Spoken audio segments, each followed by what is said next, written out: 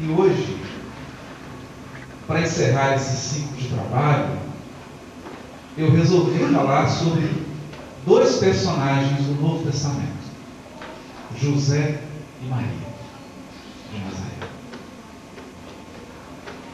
E toda vez que um pesquisador abre o Novo Testamento em busca de informações detalhadas sobre José e sobre Maria, ele muitas vezes sente uma certa frustração, sobretudo com relação à figura de José. Não ficaram registros da passagem do pai de Jesus, daquele que prestou a primeira assistência quando ele veio ao mundo. E pensando nisso,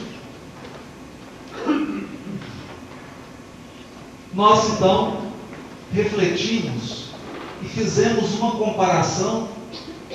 E qual não foi a nossa surpresa ao encontrarmos uma mensagem de Emmanuel em que ele descreve a figura de José e a sua missão.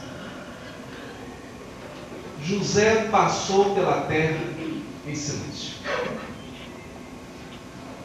Realizou uma obra grandiosa,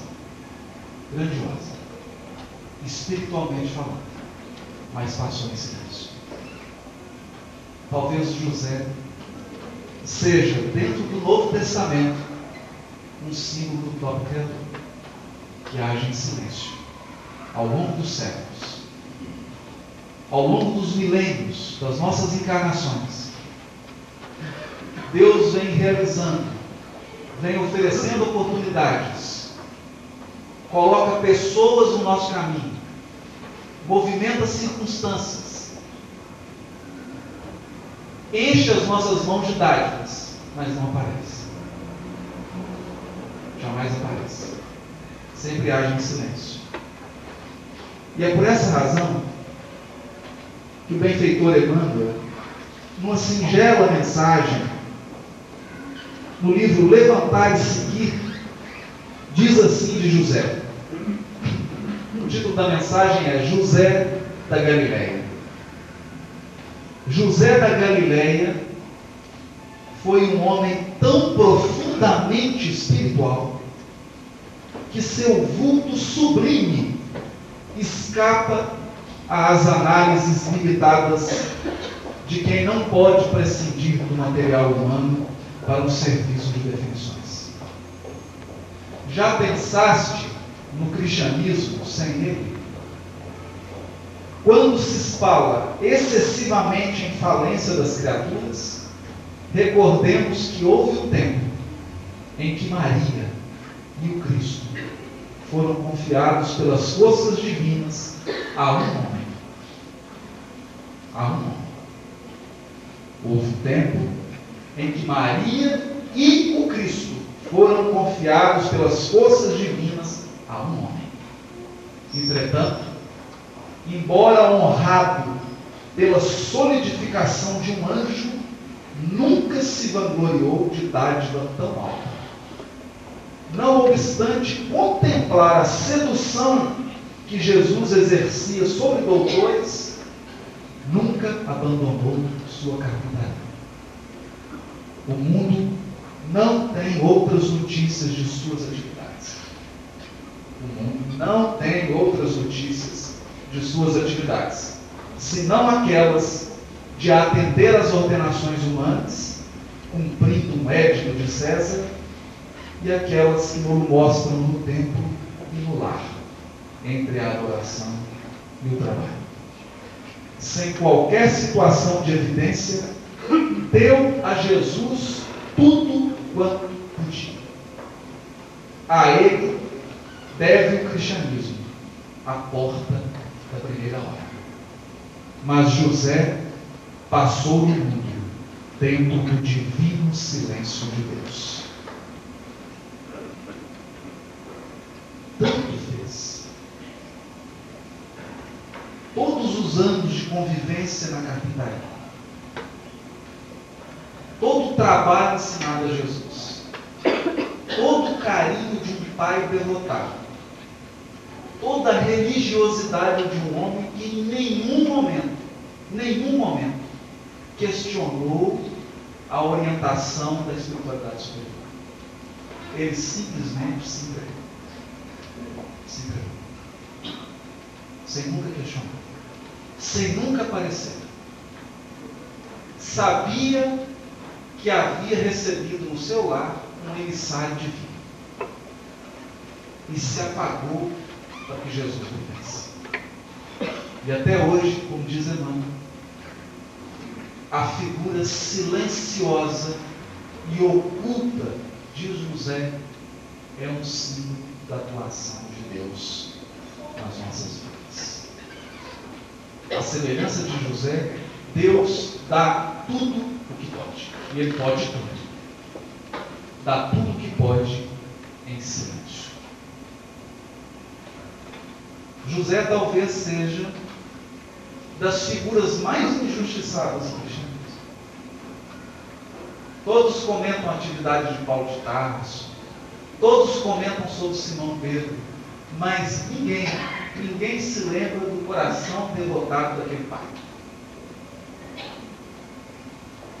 O carinho com Jesus, a solicitude com a sua esposa, a honradez dentro do lar,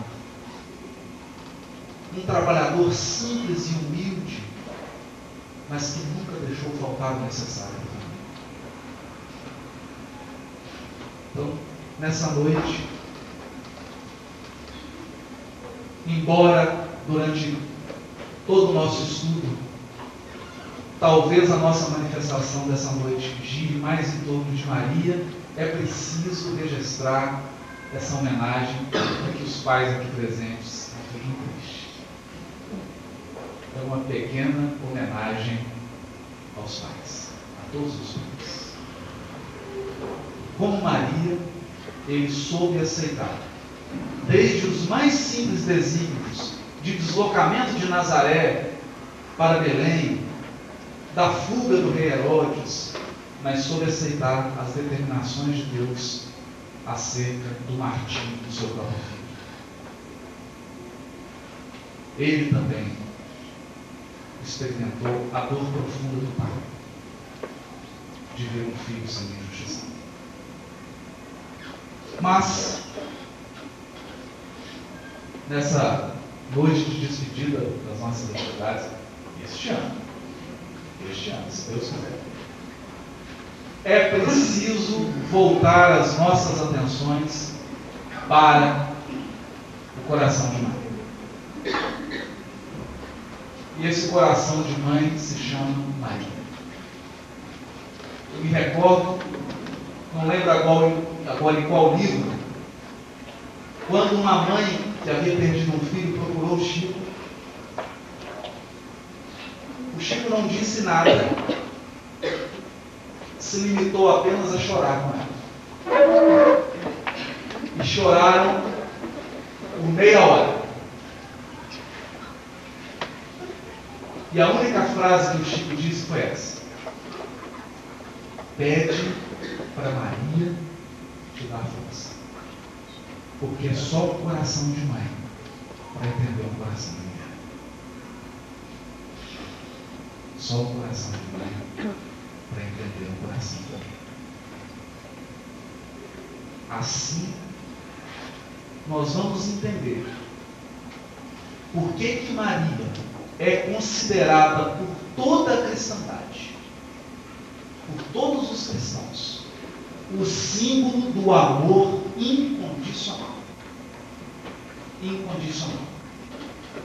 E agora, como aconteceu com José, é preciso trazer Maria para a condição de uma mãe.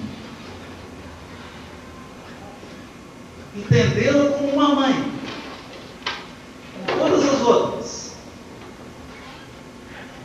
que recebeu o filhinho nos braços, cuidou dele, experimentou todas as ansiedades que uma mãe experimenta. E aqui eu me recordo de uma passagem que está no capítulo 2 do livro Boa Nova. Essa mensagem é muito interessante. Mãe é tudo igual. Mãe é tudo igual. Quando Jesus começou a crescer, Maria começou a se preocupar com ele. Por quê? Ela procurava a criança, imaginando que ela estivesse brincando, e encontrava Jesus pequenininho. Isso é o que conta Humberto de Campos. Encontrava Jesus pequenininho nas estradas, conversando com mendigos, com lavadeiras, com lavadores, consolando essas pessoas, falando que ele tinha uma união suprema com Deus. Uma criança consolando velhos. Mas o fato que mais deixou o coração de Maria preocupado foi um dia que Jesus trouxe 2 ladrões famosos da Galileia para sua casa. Maria e José olharam assustados, Jesus dando a mão, uma mão para cada ladrão,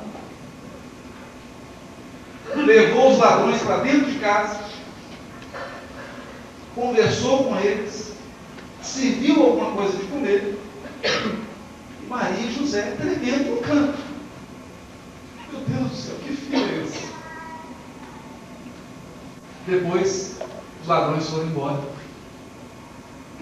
Foi quando Maria vai ao templo, movimenta alguns conhecidos e conversa com um sacerdote de grande influência no templo.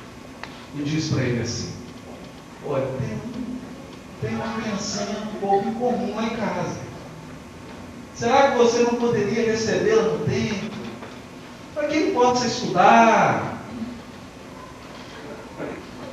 ter uma profissão, alguma posição destacada, quem sabe encontrar uma namorada, casar, dar netos.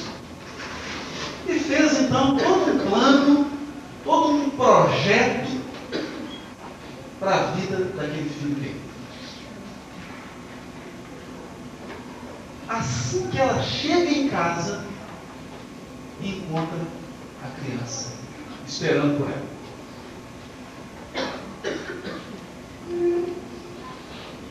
Aí ela mesma narra: entretanto, no dia que se seguiu às nossas íntimas confabulações, ela conversou em particular com o sacerdote. Jesus se aproximou de mim pela manhã e me interpelou: mãe, que queres tu de mim? Acaso não tenho testemunhado a minha comunhão com o Pai que está nos céus? Altamente surpreendida com a sua pergunta, respondi hesitante: tenho cuidado por ti, meu filho. Reconheço que necessitas de um preparo melhor para a vida. Mas como se estivesse em pleno conhecimento do que se passava em meu íntimo, ponderou ele: mãe, toda preparação útil e generosa no mundo é preciosa. Entretanto, eu já estou com Deus. Meu Pai, porém, deseja de nós toda a exemplificação que seja boa. E eu escolherei desse modo a escola melhor. No mesmo dia, embora soubesse das belas promessas que os doutores do templo fizeram à sua presença, a seu respeito, Jesus aproximou-se de José e lhe pediu com humildade o admitisse em seus trabalhos.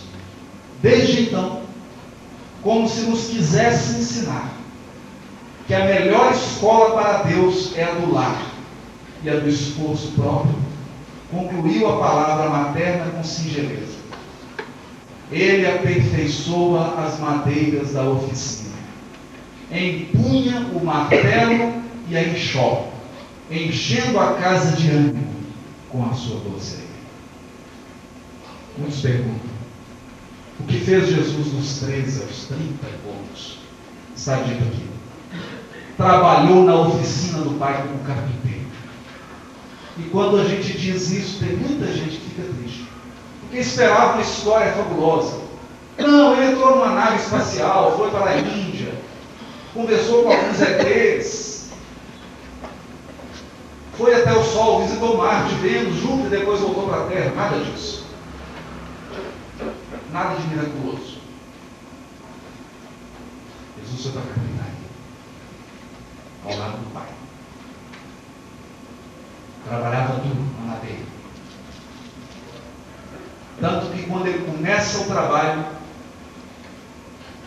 quando alguém queria zombar de Jesus, dizia assim: mas não é esse o carpinteiro? Filho do José? Alguns mais ousados, quando contavam para eles: você conhece o profeta da Galileia? E eles diziam: pode vir alguma coisa que presta da Galileia? Já viu sair alguma coisa boa da Galileia? A não ser peixe e verdura? Mas é dessa escola. Como se quisesse mostrar que todo o trabalho divino reclama preparação, recolhimento e aceitação da vontade de Deus, que Jesus se oferece para trabalhar na oficina do Pai. Porque a bondade do Pai era tamanha que sequer passava pela cabeça de José colocar uma criança na carpintaria. Foi ele que se ofereceu. E é assim que cresce esse menino. No entanto,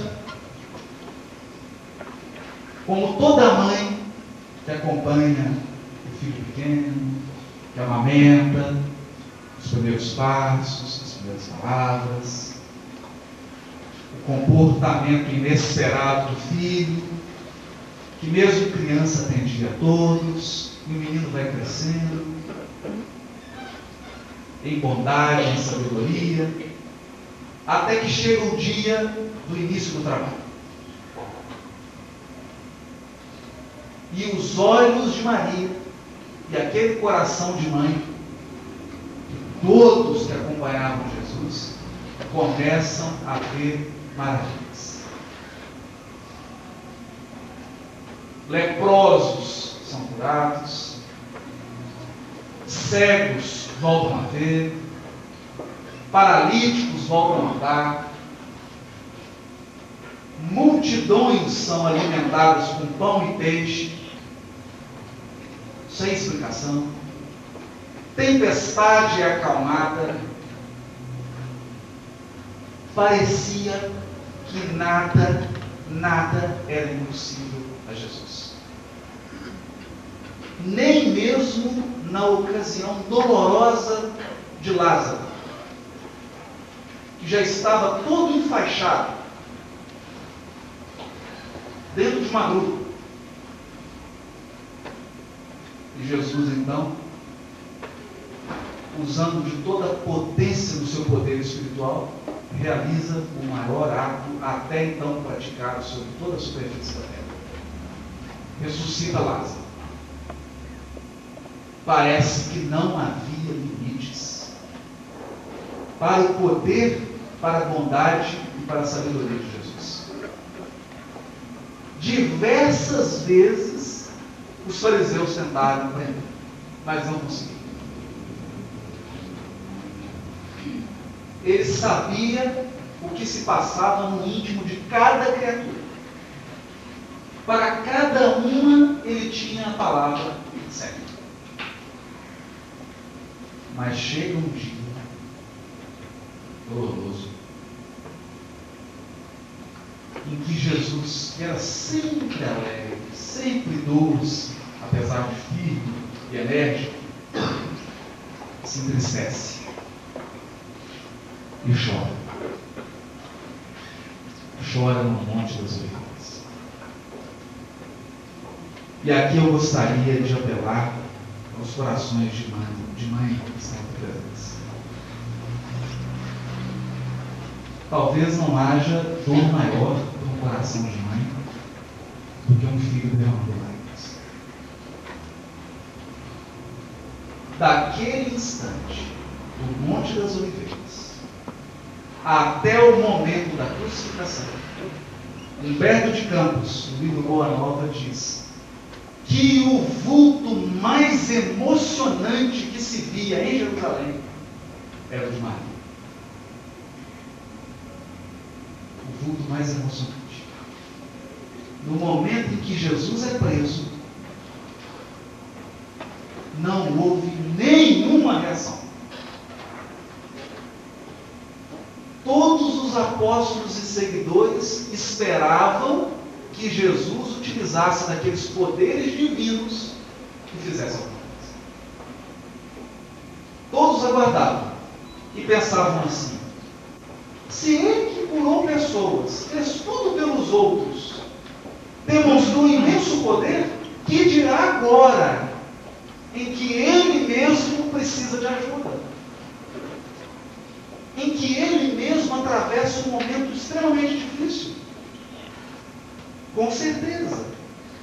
Se ele usou de todos os seus poderes espirituais para ajudar os outros, por que ele não vai para ajudar a si mesmo?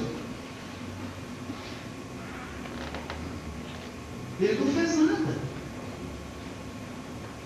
Humberto de Campos diz que, a partir do momento em que Jesus é preso e começa a ser agredido de forma violenta, injusta, Maria se pergunta: mas, meu filho, o que é que fez ele para merecer? Mãos que espalharam apenas amor. E agora recebe todo o ódio do mundo. Todo o ódio do mundo. Por que, meu filho? Mas aqui há uma diferença.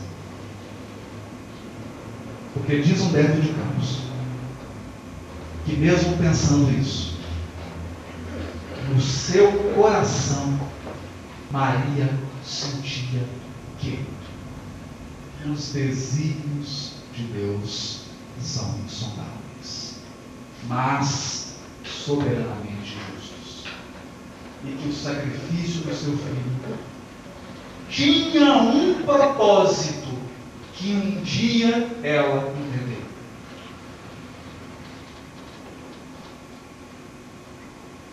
E por que ela sentia isso? Porque quando lá atrás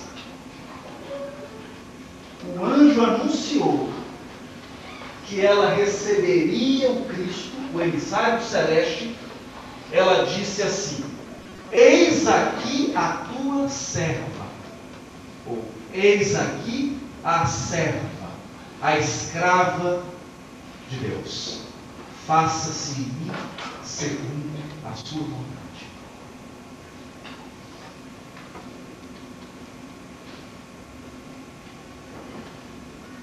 É preciso atentar nessas palavras. É preciso atentar nessas palavras. Porque no Evangelho segundo o Espiritismo, os benfeitores dizem que a fé é a mãe de todas as virtudes. É a mãe de todas as virtudes. Mas muitas pessoas confundem fé com crença. Fé com acreditar. Isso é coisa de homem. Isso é coisa de homem. Fé. Eu acredito que existe Deus. Eu vejo. Eu quero presenciar para ter certeza. Mas as mulheres aqui presentes sabem. Elas sabem. O coração feminino não se engana. Fé não é acreditar.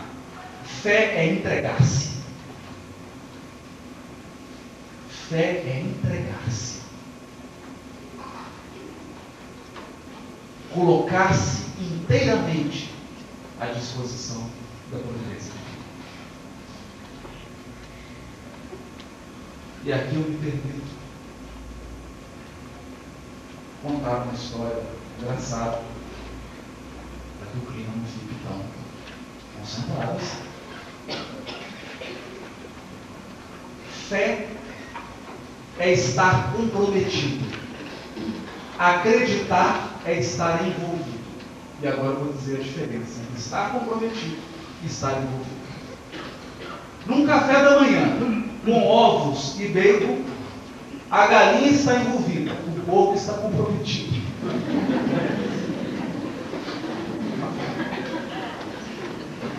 É uma diferença grande. Acreditar é envolver-se.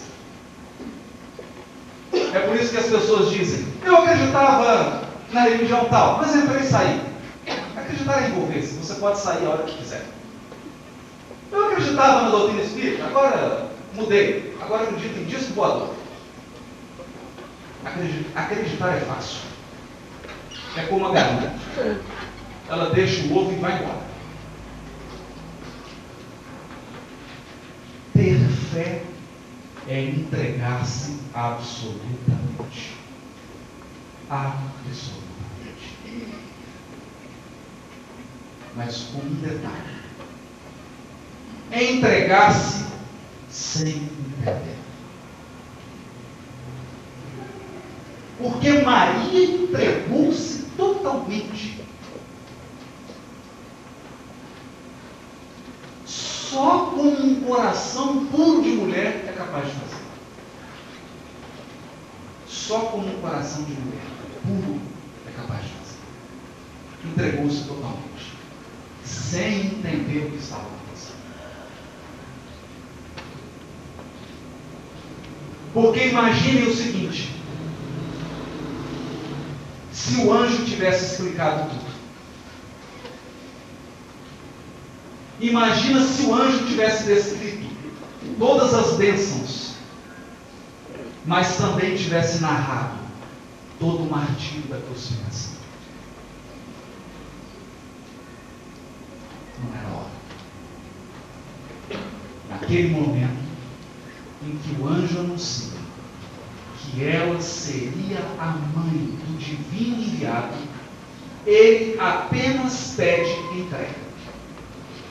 Mas sempre foi assim. Mesmo lá atrás, quando na linguagem simbólica do Velho Testamento Abraão é chamado, dizem para ele: sai da tua parentela e daqueles da sua família e vai para a terra. Ele deve ter pensado: que terra? Cadê o mar? Vai. Depois eu vou te mostrar que terra que é. Foi assim. E vai para a terra, que eu vou te mostrar. Primeiro você sai. Primeiro você se entrega absolutamente aos desígnios de Deus. Um dia você vai entender. Não agora. Isso é fé. E assim, no capítulo 11 da Epístola aos Hebreus, Paulo vai citando um por um dos personagens do Velho Testamento que deram um exemplo inigualável de fé. Um por um. Nenhum deles entendeu o que estava acontecendo, mas se entregaram absolutamente. E não foi diferente com Maria. Por isso, naquele momento extremo da crucificação, diz a espiritualidade que o coração de Maria estava triturado. Triturado. Onde estava Simão Pedro? Aquele que cedeu a casa para Jesus por mais de 3 anos. Onde estavam os outros discípulos? Todos fugiram amedrontados. Até aquele momento, enquanto Jesus mostrava poder, realizava milagres, fazia coisas espetaculares, até aquele momento, os apóstolos estavam apenas envolvidos. Estavam apenas envolvidos. Nenhum deles ainda havia se comprometido. Até que um discípulo rompe a covardia, rompe o silêncio. Era João Evangelista, o mais novo de todos. E o que ele faz? Aqui nós vamos percebendo as características de João Evangelista. Profundamente sensibilizado com aquele coração de mãe que via o filho morrendo na sua frente, João toca nos ombros de Maria, abraça Maria, e ela sente aquele conforto, aquele carinho, aquele envolvimento, e os dois instintivamente começam a pensar em Jesus que estava agonizando na frente deles. Como se aquele tormento não bastasse, um dos soldados presentes, na frente de Maria, joga uma lança que atinge Jesus próximo da região do coração. Talvez Maria preferisse que aquela lança tivesse atingido ela mesma. Nessa hora, Jesus levanta a cabeça e ainda encontra forças para as derradeiras lições do Evangelho. Jesus olha para João e diz: Filho, eis aí a tua mãe. Mãe, eis aí o teu filho.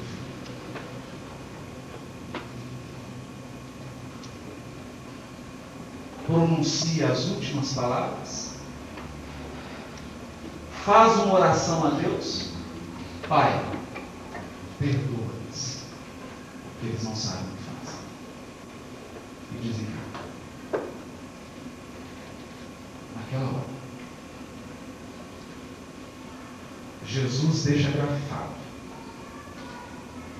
nas últimas lições do Evangelho, a lição da fraternidade e unificação. E aqui diz Humberto de Campos: João entendeu a lição, Maria entendeu a lição, entendeu que os desígnios de Deus haviam sido cumpridos e que era necessário acolher João, um jovem que necessitava do seu carinho de mãe. Era como se Jesus dissesse: mãe, eu sei da tua dor, mas por hora, por enquanto, dedica o teu amor a outros filhos. E é como se dissesse para João: eu sei que você está só.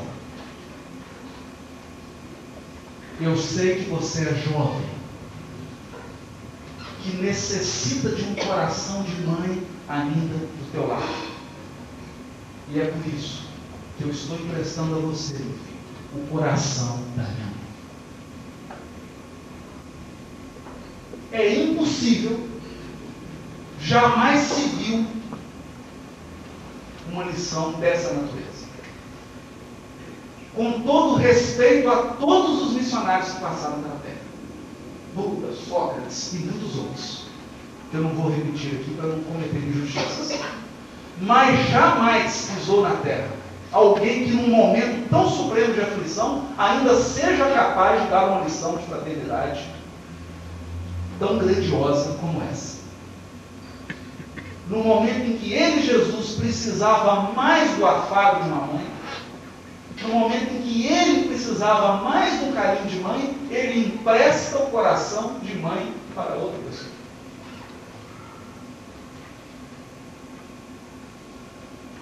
Passado um tempo, João Evangelista concretiza o projeto de ir para a Grécia em Éfeso e lá fundar a igreja. Ele então, lembrando-se da recomendação de Jesus, vai a Bataneia e busca Maria. Conversa com ela, fala do projeto de uma casinha que havia sido doada a ele por benfeitores que se converteram ao cristianismo. João então vai para Éfeso e começa o trabalho gigantesco de divulgação do cristianismo. E Maria residia com ele. Mas o trabalho de João se agiganta tanto que Maria passa a ficar sozinha em casa. Até que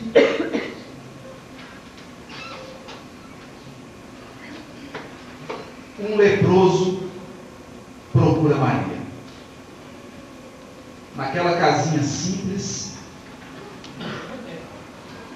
E Maria toma de um banho, limpa as feridas dele, coloca medicamento, trata o leproso, que era uma pessoa asquerosa naquela época, ninguém chegava perto, ela cuida de ferida por ferida. E o leproso diz assim: Senhora, sois a mãe de nosso mestre e nossa mãe santíssima.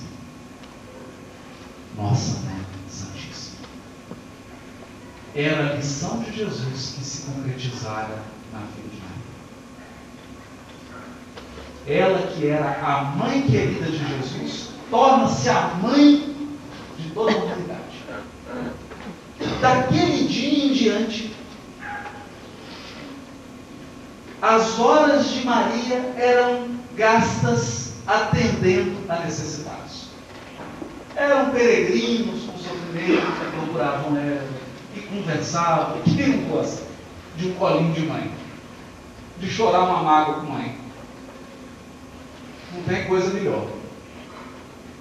E procuravam Maria. E ela sempre carinhosa, conversava, falava de Jesus, falava da mensagem do Evangelho. Mas a frase preferida de Maria era: isso também passa. Isso também passa. E aqui, fazendo uma pausa, eu me recordo de um caso muito triste. Ele ainda em Pedro Leopoldo passava por uma situação de profundo sofrimento. Emmanuel aparece para ele e fala assim: mano, eu queria pedir, por favor, diga, Chico, será que teria como você conseguir uma palavrinha da Maria para mim? Uma palavrinha só. Qualquer coisa que ela puder dizer para mim.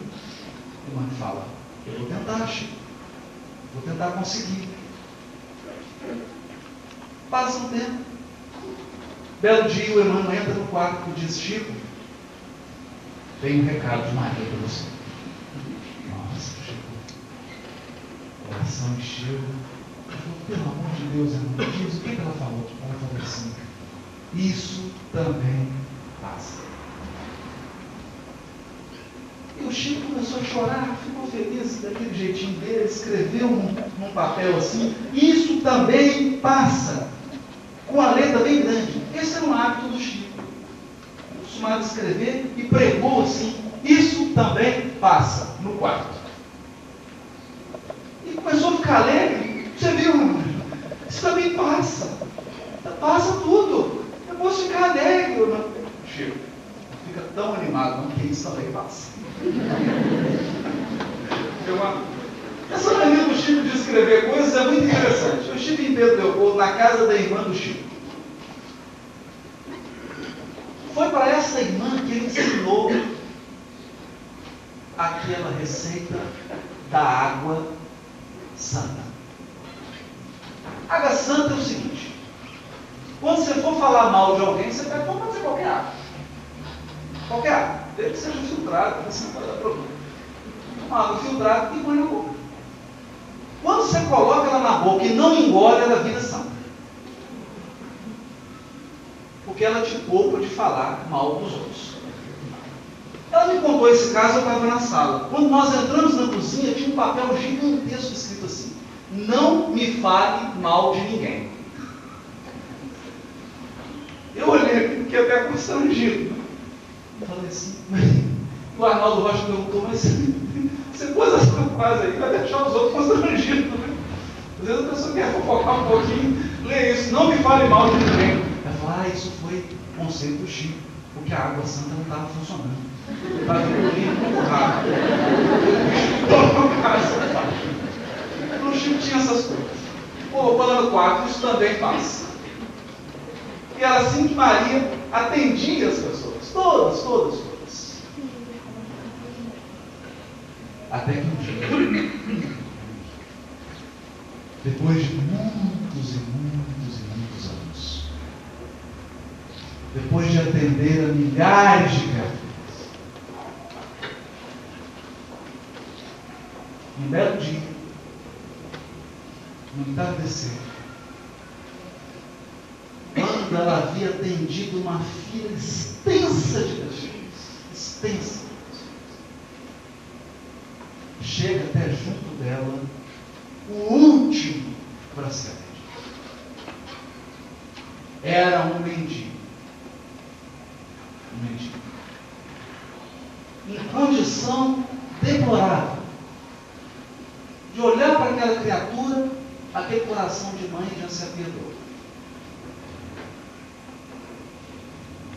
E, seguindo o hábito de todo necessitado que chegava até Maria, ele disse assim: minha mãe, exclamou o recém-chegado, como tantos os outros que recorriam ao seu caminho, vem fazer-te companhia e receber a tua bênção. Maternalmente, ela o convidou para entrar, impressionada com aquela voz que lhe inspirava profunda simpatia. O peregrino lhe falou do céu, confortando-a delicadamente. Comentou as bem-aventuranças divinas que aguardavam a todos os devotados e sinceros filhos de Deus, dando a entender que lhe compreendia as mais ternas saudades do coração. Maria sentiu-se empolgada por tocante surpresa. Que mendigo seria aquele que lhe acalmava as dores secretas da alma saudosa com bálsamos tão doces? Nenhum lhe surgira até então para dar. Era sempre para pedir alguma coisa.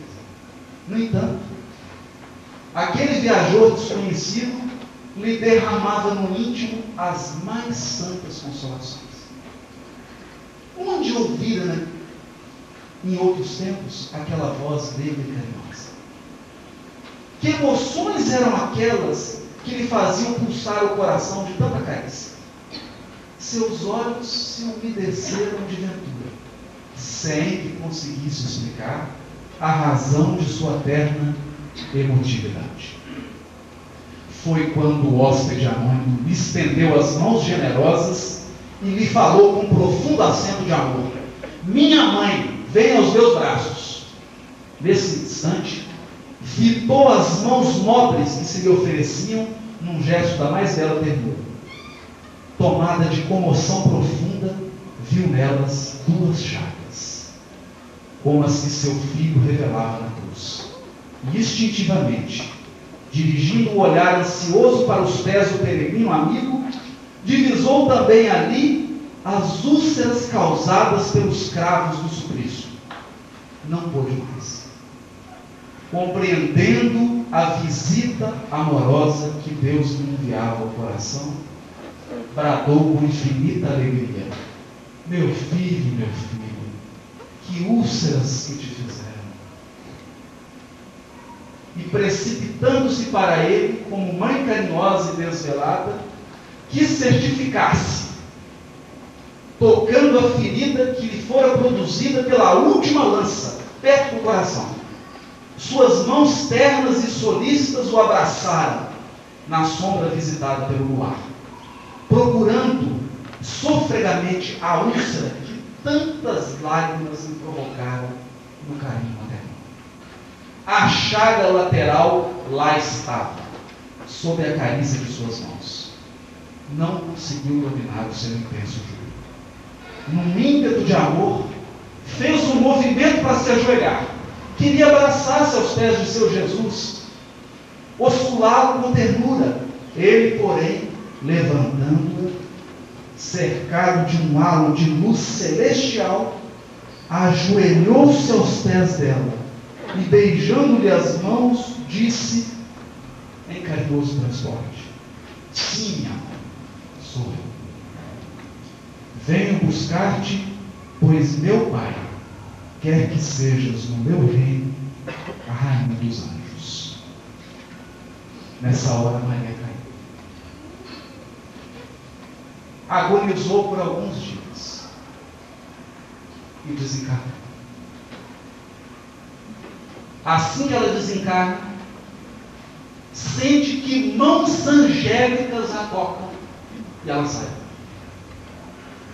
Quando ela olha, uma multidão de anjos celestes para receber, cantando um hino maravilhoso. Uma das entidades se aproxima dela e diz assim: Mãe Santíssima, qual o teu último desejo? Antes de transferir-te para as esferas celestes, ela diz assim: ouvi dizer que em Roma estão assassinando cristãos seguidores do meu filho amado. Eu quero ir. Só um coração de mãe para fazer um pedido desse. Ela podia pedir assim: o mais rápido possível para onde dá o meu filho. Não é? Podia pedir.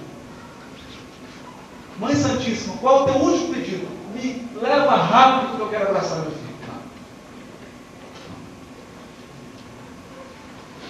Ela aprendera a lição sublime de Jesus. E agora, no coração dela, cabia todos os filhos, todos. E ela disse assim: quero visitar os cristãos que vão morrer amanhã. Bastou ela pensar. E aquela caravana de anjos deslocou Maria até Roma. Ela então desce, entra num cárcere úmido, frio. Quando ela entra naquela cela, vê inúmeras pessoas num profundo abatimento. Era madrugada.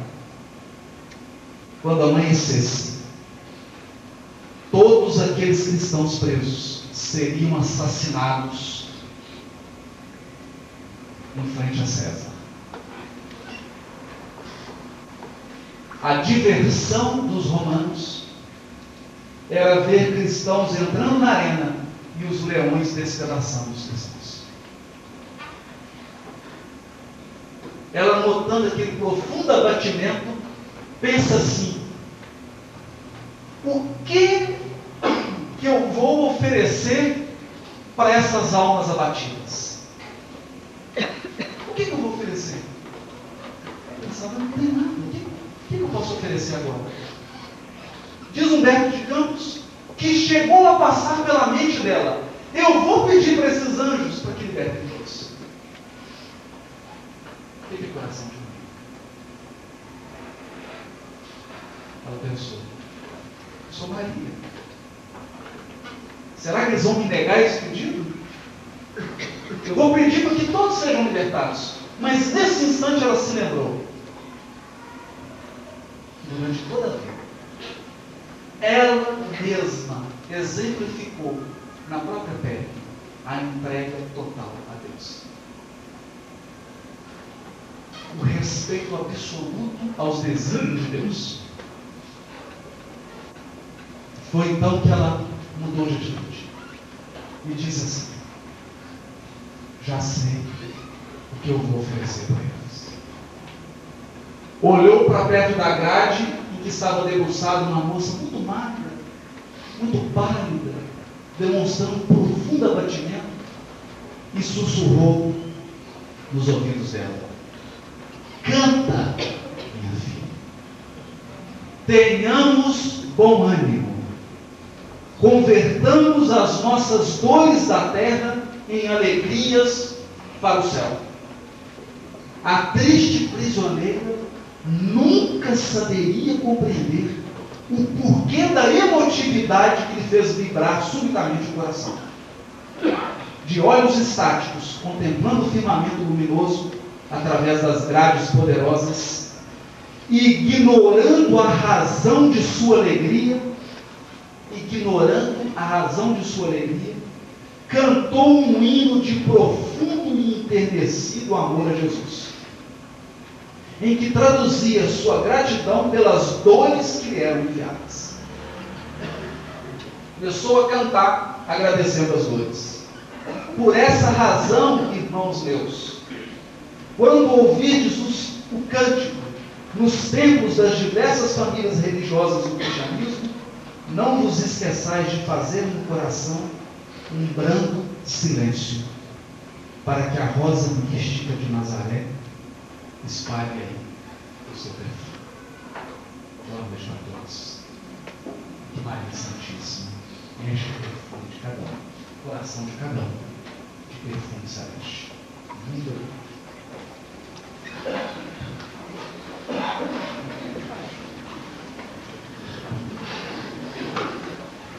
Rede Amigo Espírita, uma ferramenta de união, interação e divulgação do movimento espírita. Acessem www.amigoespírita.ning.com e confira nosso acervo disponível.